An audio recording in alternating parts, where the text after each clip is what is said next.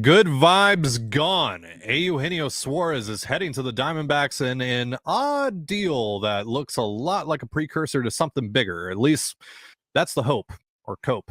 Let's talk about what this means here on the Locked On Mariners podcast. Colby, hit it. You are Locked On Mariners, your daily Seattle Mariners podcast. Part of the Locked On Podcast Network, your team every day. Ahoy, sailors. It is Wednesday, November 22nd, 2023. This is Trident and Colby Zato for the Locked On Mariners podcast, brought to you by FanDuel. Make every moment more. Right now, new customers get $150 in bonus bets with any winning $5 moneyline bet. That's $150 if your team wins. Visit FanDuel.com/LockedOn. That's LOCKDON to get yourself started.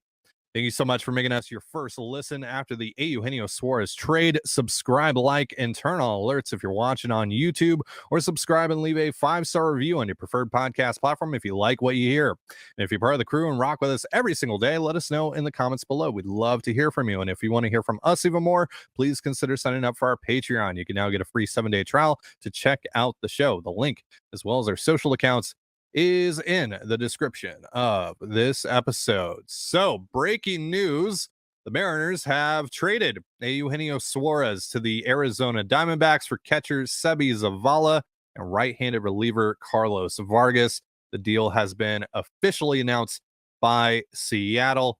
And two things before I kick it to you, Colby. This to me feels like a precursor to something bigger and a bit more positive for the Mariners. At least that's what I'm hoping here. But two, it reeks of a salary dump. And, you know, we've talked about this possibility of Suarez getting dealt. And I've said in the past that I feel like trading Suarez would be maybe a bit of an overcorrection to the team's strikeout issues this past year, and that it creates a major headache within this particular market to go out and address third base or second base, for a replacement for Suarez. So not a huge fan of the deal from those perspectives, but I think the picture is far from complete as well. So I'll get into that a little bit more, but give us your thoughts on the deal.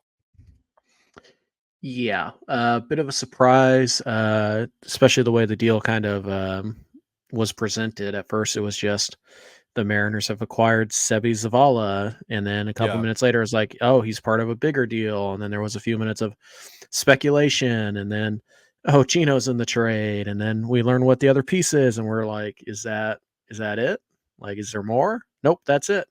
And so, kind of an interesting, pretty unusual trade for the Mariners to get leaked like that in small pieces. I think the last time we saw that was the Austin Nola trade, where it's kind of like one piece at a time got figured out. So yeah, that certainly added to a lot of the angst, I'm sure, of people who were closely monitoring that and dreaming for a couple minutes on what could have been. But yeah, overall, look, it's on paper, it's not a fun deal. You lost Eugenio Suárez, who, you know, despite having a pretty bad year offensively, fan favorite, and obviously did a lot with the glove this last year, played in every single game. But there were some concerning signs, and what we should consider is that the Mariners thought that Gino was cooked, or he was close to cooked. And so they wanted to get out from under the contract while they could. But yeah, obviously, you hope this is a precursor to something bigger. There's no guarantee it is. It also, makes the Luis Urias trade make a little bit more sense if you were still unsure about why they made that move. I'm sure we'll talk about that later as well. But yeah, you look at the deal. What did the Mariners get? What did they give up? They gave up, 3-win third baseman who had a career year defensively, but really struggled at the plate relative to what he had done the year before. It's a guy who, for the last 5 years, he's been pretty mediocre at the plate. And aside from this year, pretty mediocre in the field. So it's a little bit of a, catch-22 there with Gino, who could be a declining player, or he could just be a player who got a little bit unlucky last year. Both seem equally likely. When you look at what the Mariners got, they got, Seby Zavala, who I'm going to call Seby Zavala, just Sure. because I have to find a way to like him. He did not have a good year this year offensively. He is, however, a fantastic defensive catcher by just about all metrics. And he did have a pretty good year at the plate in 2022, albeit in a small sample size. And it's the only year he's been really good at the plate in his entire career. He's bounced back and forth. He has no options left. The press release today made it sound like he is going to be the backup catcher with Cal. And so that would, in theory, close the door on Tom Murphy. We'll have to wait and see about that. But yeah, no options left. So he's got to make the big league club or he's going to get claimed on waivers. He's a valuable backup catcher. Those guys typically don't clear. And then you look at the arm they got back. Pretty classic, Jerry Dipoto, Mariner front office trade candidate. 99 to 101 with the fastball and a slider that Baseball America is graded as 70 grade. I think Fangraphs has it at 55, 60 in that range. So yeah, there's a lot of plus. There's plus stuff here, but dude walks a lot of players. He's a young guy who has already had a Tommy John surgery, protected as like an 18, 19-year-old in the Rule 5 draft, which is weird. Yeah, he just hasn't really found his footing yet, but there is tremendous stuff there. There's, potentially a high leverage arm there, but there's a lot of wishing on an arm like that. So you get a backup catcher, you get a guy that you're going to give to your development staff and hopefully help him reach his ceiling, which could be, again, a 11, 12 strikeout per 9 guy with, 4 walks per 9, something like that. And give you a potential high leverage option in the pen. But yeah, it's a lot of ifs and hope, and we'll see for a guy who Mariner fans absolutely adore, and that's why this trade was never going to be perceived well. And this is a ball club that's going to do what they have to do. They shave about $10 million off of the payroll. And again, we'll talk about that, I'm sure, a little bit later, because I do have a point I want to make about that. But overall on the surface, pretty questionable deal if you only look at it in a vacuum. Yeah, I don't like the deal as it stands, but again, I feel like we're kind of waiting for the other shoe to drop. But make no mistake, you traded a 3-win third baseman who, yes, is showing signs of decline, but I still feel has a good foundation to build off of for a nice bounce back season in 2024. We talked about that on Monday. For a 30-year-old catcher, backup catcher, who has 60 games of being good offensively, obviously a good defender, but you can find good defensive backup catchers that have no offense relatively easy. Potentially glorified Gerson Bautista, Thiago Vieira, like that's what Vargas more likely than not could be. But there's obviously the chance that they can fix him as well and get him on the right track. But it's not anything to get excited about here. Like that's the point here, is that it's just really nothing to get excited about. I totally understand the fan reaction to this. And again, I think it creates a massive headache for this team. I think that they put themselves in a really big predicament here, because this is not the market to go out and find a replacement at third base or second base. Third base options are very, very limited.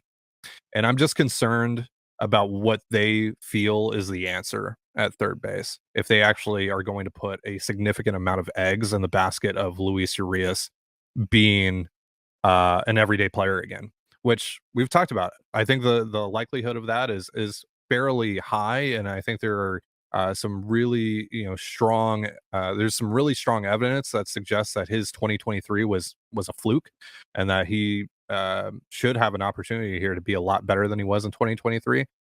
But if that's the answer, and your second base answer is Josh Rojas, I don't feel great about that. But again, it's November 22nd. They have a lot of time to do stuff. It's just that this market is not particularly great for finding those solutions. So I'm really interested to see what their plan is here. This trade, to me, would suggest that if there is something bigger to happen at third or second base this offseason, that they feel pretty confident that they're going to be able to make that happen. Just really curious to see what that is. But right now, as the deal currently stands, Not a fan of it, but really, really intrigued to see why they felt it was so important to eliminate both the strikeouts from Gino and also the money from their books, because that's really what this deal ultimately screams to me. Vargas, kind of interesting arm. Zavala, good defensive catcher, but he's 30 years old, doesn't hit. That feels like a return that you get in a salary dump trade. That feels very, Mark Trumbo for Steve Clevenger, right? It feels very much of that same vein. So, yeah, why was it important for them to make this deal? That's really what I'm curious to see. And so, hopefully we find that out sooner rather than later. We're going to get into more of this deal in just a moment, but first, a reminder: this episode of the Locked On Mariners podcast is brought to you by FanDuel. Score early this NFL season with FanDuel, America's #1 sportsbook. Right now, new customers get $150 in bonus bets with any winning $5 money line bet. That's $150 if your team wins. If you've been thinking about joining FanDuel, there's no better time to get in on the action. The app is so easy to use, and there's a wide range of betting options, including spreads, player props, over-unders, and a whole lot more. And yeah, the Mariners might not be playing right now, but the Kraken and Seahawks are.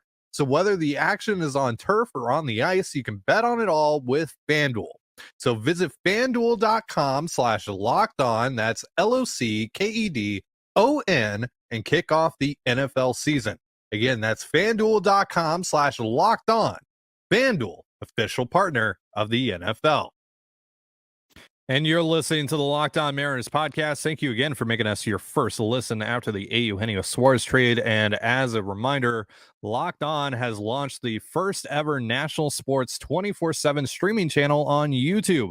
Locked On Sports Today is here for you 24/7, covering the top sports stories of the day with the local experts of Locked On, plus our national shows covering every league. Go to Locked On Sports Today on YouTube and subscribe to the first ever national sports 24/7 streaming channel, part of the Locked On Podcast Network, your team every day. So we are talking about the Eugenio Suárez trade with the Arizona Diamondbacks. And yeah, my general feelings on it is like, yes, Gino is coming off of a down year. He did not produce in the way that you need a third baseman to produce, particularly with the power output. Obviously had a great defensive season, but that only holds so much value. Especially when this team needs more offense, desperately needs more offensive production. Obviously had the big strikeout woes as well. But again, given this market, you are creating a pretty big headache for yourself in terms of finding a replacement for Suarez, or if the idea is to platoon Rojas and Urias at third, then you're putting pressure on yourself to go and find yourself a second baseman.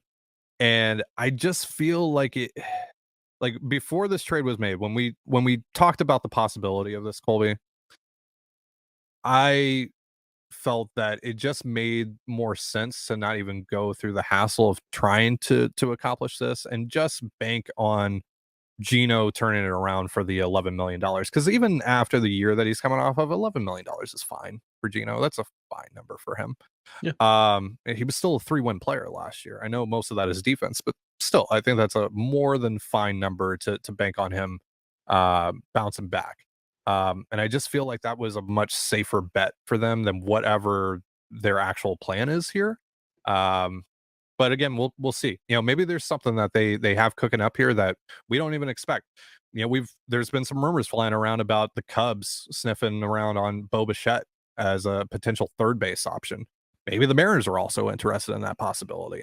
Or maybe they're interested in Bichette as a shortstop and maybe move JP to second. Maybe that's the plan here. Maybe there's something like absolutely insane that they're working on that could be in the works here. But until I see that, I don't feel great about this deal. And with regards to, again, we just talked about it, that this does look a lot like a salary dump. If they are trying to dump salary with this deal, what are they hopefully saving that for? What do you think that could be for, Colby? Yeah, that's the thing, isn't it? Like, if you're going to tell me like, oh well, we want to move that money around differently, and we want to spend it on a different player or whatnot, then fine. But you have to pretty much make it like abundantly clear that this is what you spent that money on. Remember when they dumped Trevor Gott, and they saved some money there, and they dumped Chris Flexen, and saved some money there, and it was like, oh cool, they're going to spend some of that, and they didn't. Like, there's no evidence to suggest whatsoever that they've spent any of that yet. Maybe that's part of what this is, maybe not. But so that's the thing. If you're a like, oh well, this is good because they're going to spend that money. You sure? I mean, how would we ever know? Because hypothetically, what if even if they sign Ohtani, how do you know that $15 million they saved, is made the difference? It probably didn't. So we'll see. It's going to be very difficult to know what they spent saving the savings of Geno on, if they spend it at all, and it's going to be difficult to know if they spent it because we don't know what their books are. We don't know what their payroll is. We don't know what restrictions Jerry and Justin have on them.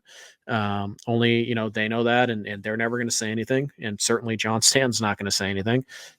He saves all his talking for when other people are being honored. But yeah, it's I don't know. I don't know what the next move is, or what the move that makes this make more sense is, because it's November 22nd. That's why I don't know. Like, 3 significant free agents have come off the board so far. 2 of them, like, you probably had no interest in anyways. Like, it's still pretty early in the market. Not a lot of money has been spent. So I don't know what the plan is here. I don't know, how they're going to spend that money, or even if they are. So it's, to me, this deal is if you're going to, try and work it as like they have to have something bigger down the pipe, maybe, but it doesn't necessarily mean that they traded Geno for the money to get it done. Because what if they acquire, I don't like, Nico Horner or something like that, right? To play second base, and all of a sudden that makes sense. But Horner is making $4 million. Did they need to trade Geno's $11 million to afford him? No, they didn't. So Right. The money is always tricky. It's always sticky because we have no idea. We can't quantify.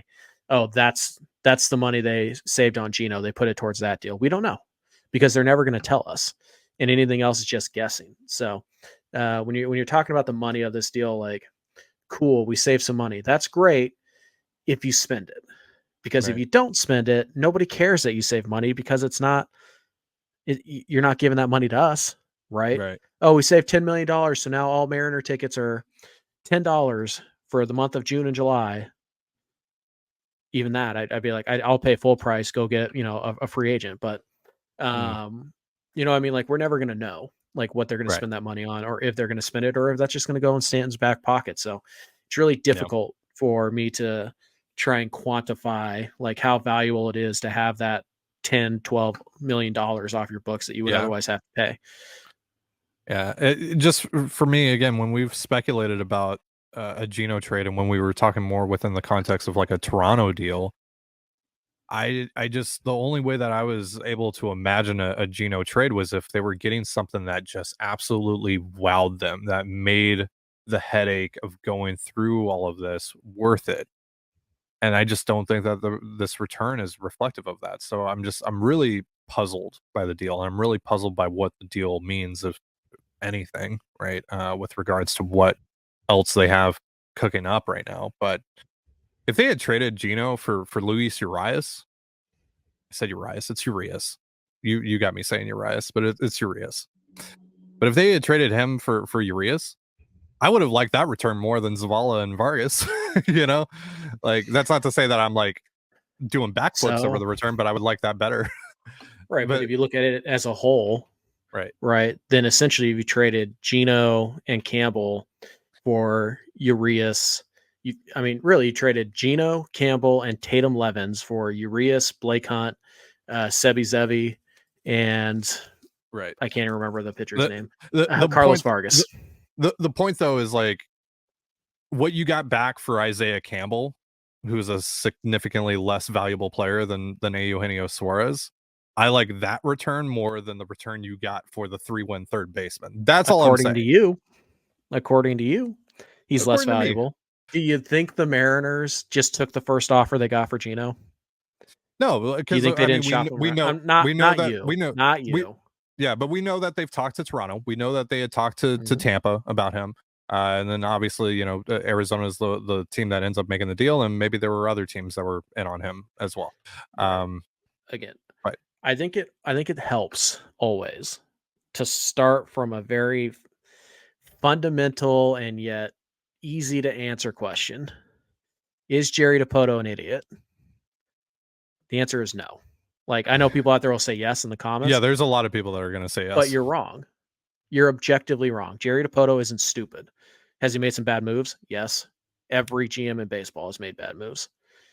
Okay. Has he also, completed a rebuild in like 2.5, 3 years, gone from the worst farm system to the best to the worst of the best again? Yeah, he has. Has he built, a high floor team? Yeah, he has. Does he get credit for signing Julio, for drafting Cal, for drafting Logan, for drafting Kirby, for, trading for Castillo? Does he get credit for all that? Yeah, he does. I'm not saying he's a great GM. I think he's pretty good. He's not even a GM anymore, but you get what I'm saying. I think he's pretty good. Yeah. Right. I don't know if he's great. I think he's pretty good. And I know he's not stupid. So what I don't think is what happened, which seems to be what a lot of people are assuming, is that Jerry got a deal, like the Diamondbacks, like, hey, here's our first offer. And Jerry was just like, yes, I need to save the money. Yes. That's not what happened, guys. That's not what happened. So Gino's only worth what the market is actually willing to pay. And we'll never know what it was willing to pay.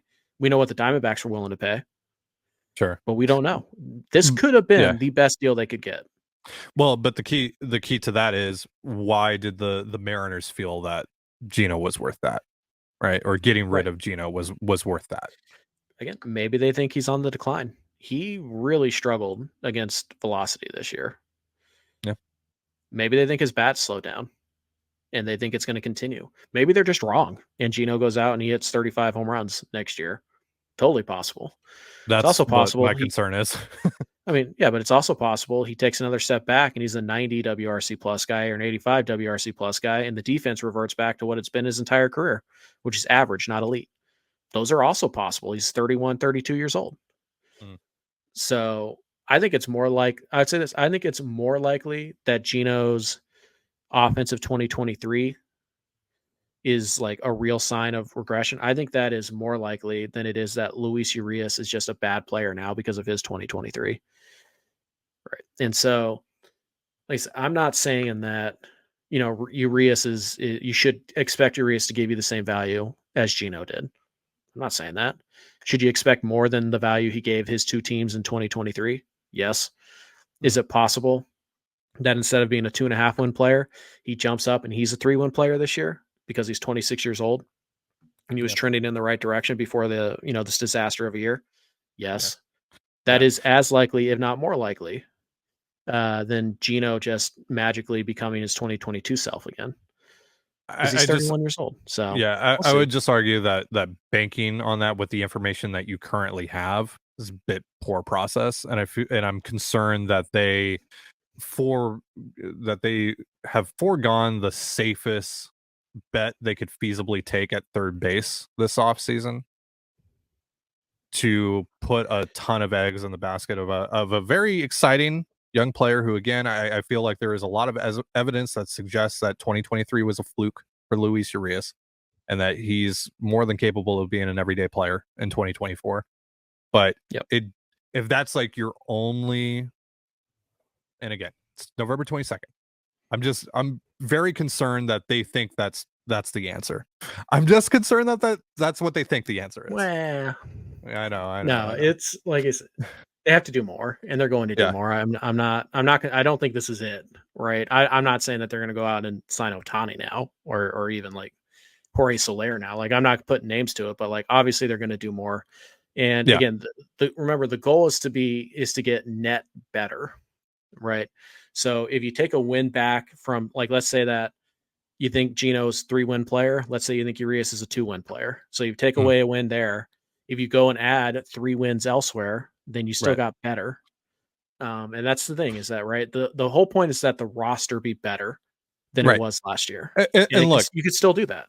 And look, if there is a path here where Rojas is the second baseman and Urias is the third baseman on opening day, but they went out and they added, Ohtani, or they added Cody Bellinger, or they went out and they traded for Randy Arozarena, and they got, Shota Imanaga, and they got a couple other nice pieces.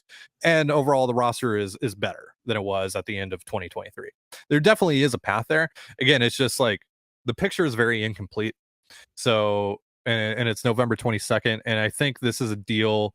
At least my hope is that this is a deal that just feels a lot worse right now because of the timing of it, because of the order in which the deal happened. Right. Yeah. And we talk about this all the time. Like, teams they have their checklist, right? And they say, okay, this is our most important priority. It doesn't mean that that's what they're going to do first, and they'll do everything else after that, because that's not how it works. When you can check something off your list, you just do it. Check. Right. So, yeah. And by the way, I think you can make a really strong argument that Urias and Rojas, third base, second base, and I mean, it's pretty much a fact, is going to give you more value next year than Gino and Wong, and what the plan was at this time last year at those 2 spots. So maybe you downgrade a little bit at third base, but you upgrade more at second base, going from Wong to Rojas, and it's a wash, right? So it's tough, because you're basically, you have to judge a piece of art on 3 brush strokes. Like, what it's supposed to look like, but the artist is only a quarter of the way through, and they're like, okay, now judge it now. And you're like, I mean, I can't. I have to wait till he's done. So we'll see. But like, yeah, I get the frustration totally. But yeah.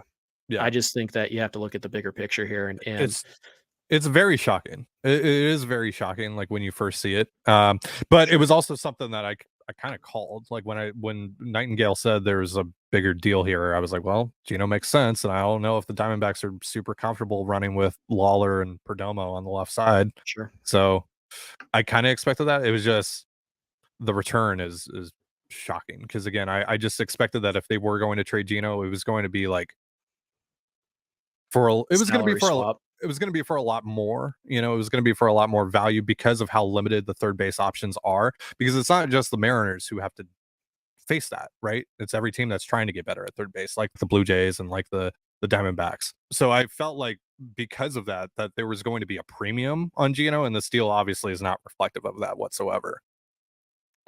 Steele would pretty clearly indicate that the league looked at Gino and was like, yeah. Because again, the Mariners aren't taking less just to trade him to Arizona, right?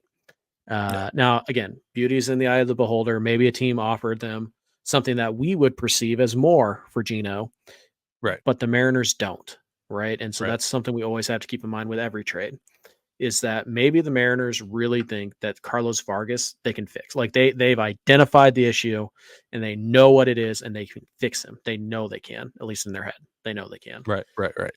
And if it works, like, I mean, you mentioned Vieira and Caminero and some other shots they took. They also took a shot like this on somebody named Andres Munoz, and that worked. So they took a shot on somebody like this named Austin Adams, and that worked. So they do have some track record here. And if Vargas is a mid-leverage reliever this year, like a reliable one, he just kind of replaces Campbell, and he is a high-leverage guy in the next year or two, then the deal looks great on paper. Right now, it kind of sucks. Yeah, because we're waiting for the other shoe to drop, and we kind of will never know what this trade led to the Mariners doing in response.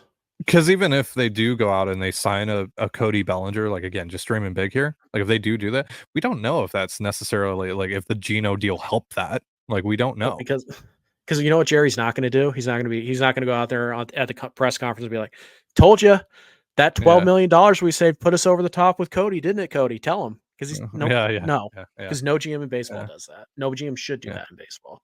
Yeah. So we'll never know. We'll never know. But just kind of hoping whatever is next, whatever led them to make this deal, is worth it, right? I think that's all we really can do as fans of the team is just kind of hope that this is going to lead somewhere positive. Sure. So are we about to wrap, or are we at the Yeah. end here? Yeah, Okay. I think tomorrow we'll talk more about Zavala and the Tom Murphy situation, because I think that's interesting, and I think there is an argument to be made that the Mariners actually got better at backup catcher, mostly because of the defense. Because Murphy has been a poor defender, especially as of late, in terms of like controlling the run game.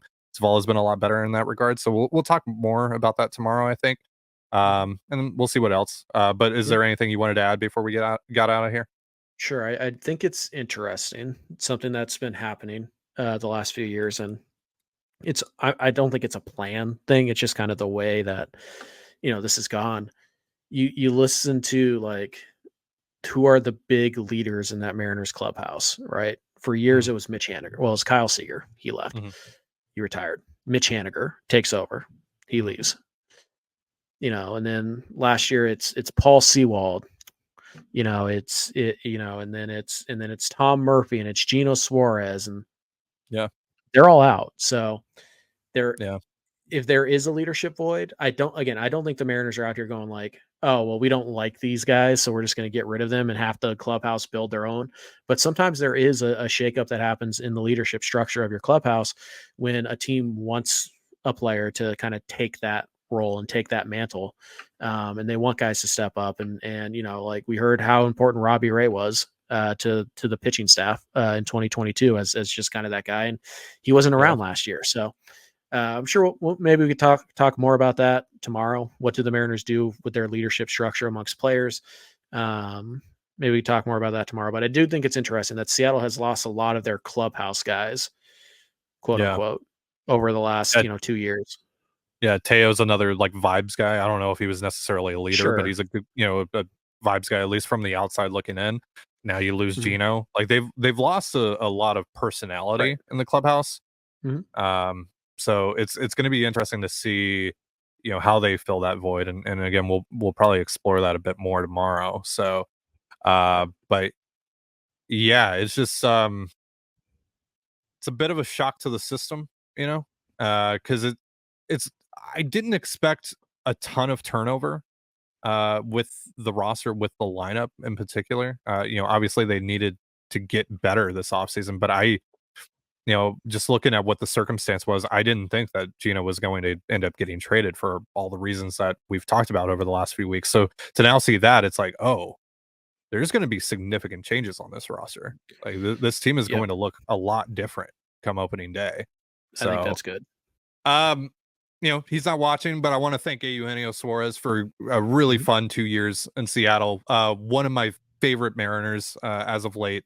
Just an absolutely awesome dude. Love Gino to death. Wish him nothing but the best in Arizona. And I love the fact that he is reunited with Paul Sewald. That's really, really cool. So Diamondbacks fans, if you're watching, you got a great one. And Gino, at least from a personality perspective, and we'll see if he's got a great personality. Yeah, maybe a great player, but definitely a great personality. Yeah.